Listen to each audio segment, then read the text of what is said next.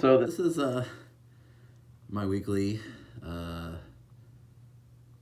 regularity report for NXT for the review.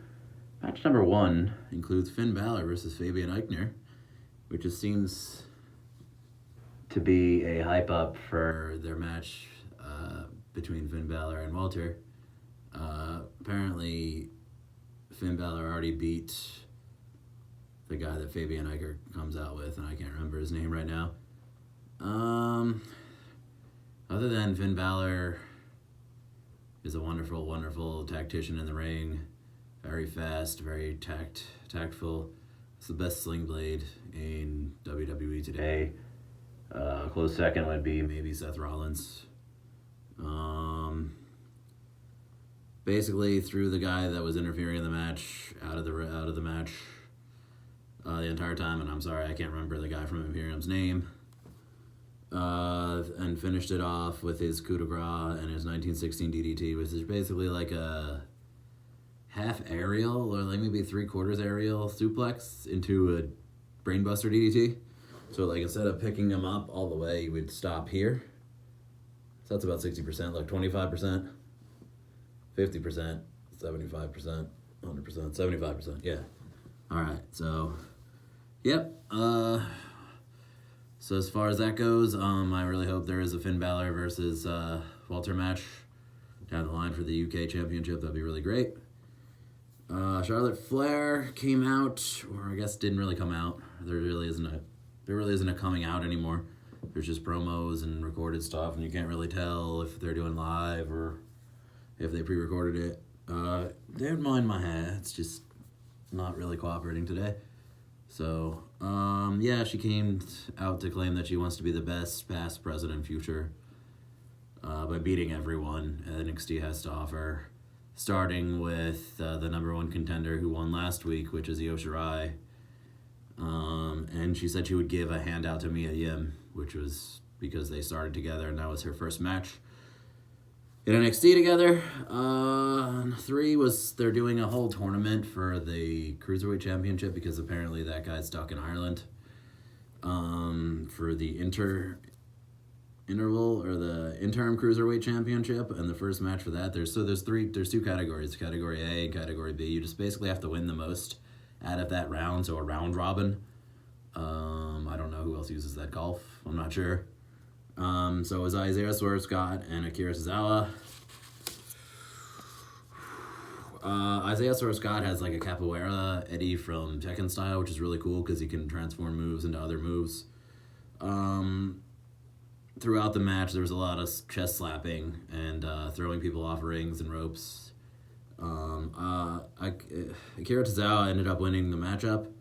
I don't mind him at all. He has got an awesome senton from the top rope, which is what he used to finish off Isaiah Swerve Scott.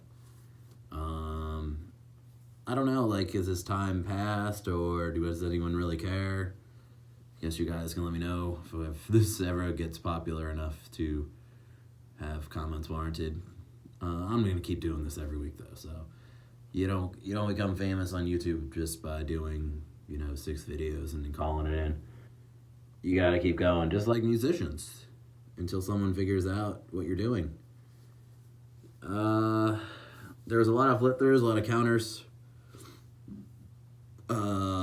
But yeah, Tozawa won the match with his dropping senton from the top rope. Third match of the night was Raquel Gonzalez versus Tegan Nox.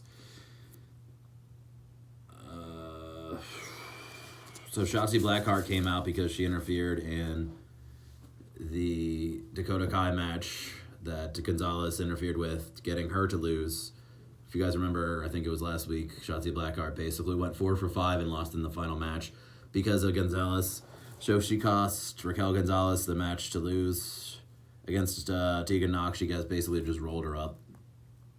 And it was a pretty quick match. They're, again, only doing an hour for NXT now. So instead of 2 hours, it's just breezes by rather quickly. Fourth match of the night was Dexter Lumis versus Tehuti Miles. Apparently he's from Philadelphia, so yay, Philly. Dexter Lumis is just really strange. He reminds me of... don't even know. Just really creepy entrance, and just music coincides perfectly with his style. Yeah, it reminds me of Nick from Tekken, or the robot guy with the gray hair. It's like the same thing. You had all these Tekken references. Brought to you by Tekken. Again, Dexter's really creepy. Wasn't much to it. T Miles basically said, like, hello, is anyone in there? And Dexter basically just had at it for like 2 or 3 minutes until eventually using his finisher, which was the Anaconda Vice. But before that, it was like a Uranagi slam into an Anaconda Vice. So I guess that's his finisher. Velveteen Dream eventually came out, did a promo. Finn Balor interrupted and said, the greatest champion ever, you're looking at him, which was Finn Balor for the longest reigning, until Adam Cole surpassed him. So no longer, but basically said, watch what you're saying. And Velveteen Dream hilariously said, why don't you be a gentleman and pick me up next Wednesday, suggesting that there would be a match. I guess that would be an okay match. I don't know what they're doing with Finn Balor. They're kind of throwing him all over the place. Main event, not main event, hosting a sort of main event. They don't really know what to do with him. It's kind of okay. It's fine. I mean, he's a good wrestler, so hopefully we can see some build up.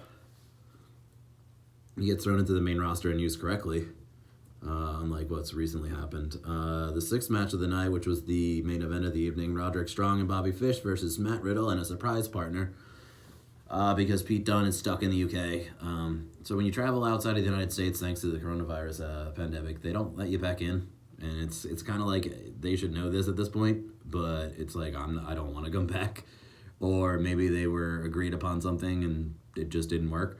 But you should know, I mean, there's something on UFC recently that said, like, oh, I'm going to go back to Ireland and then try to come back, or go back to Russia and try to come back to the United States. They don't let you come back.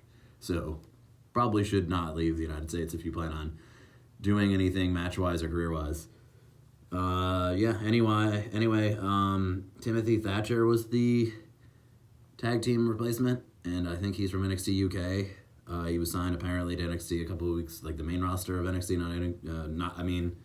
I guess it's considered the main at NXT, but the main NXT a few months ago that the announcers had mentioned.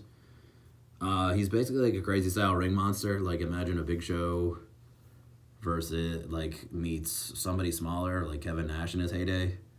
And like a little bit smaller, obviously, and kind of just brutalizes people. He kind of has a thing where he throws you into the ropes, bounces you off, and then picks you, like, chest slams you. So he, like, throws you into the ropes, has you come back, and then runs and throws you.